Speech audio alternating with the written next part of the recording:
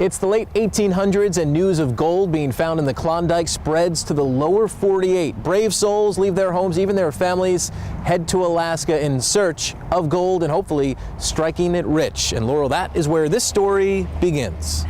Well, most of those prospectors took steamships to Skagway and then crossed over a mostly Canadian route that went over the Chilkoot Pass into the Klondike goldfields. But some people were not happy about using this mostly foreign-controlled transportation corridor and called for an all-American route. In 1897, newspaper headlines rang out, "Gold in Alaska! Valdez Trail is the best trail."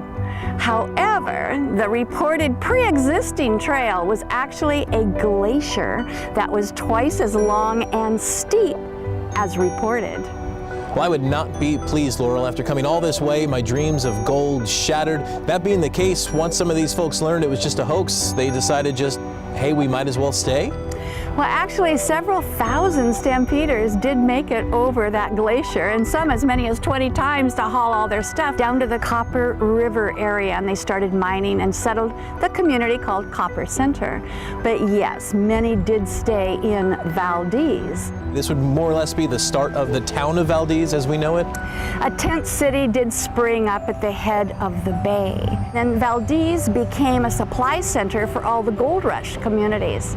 And then in 1898, U.S. Army Lieutenant W.R. Abercrombie's men started clearing a path through the Keystone Canyon and over Thompson Pass. Then the next spring, the U.S. Army approved that trail as their new route to get into the interior and Eagle, where they then also set up a fort that would support improvements to that trail and also provide a little bit of law and order for all the stampeders who were heading north.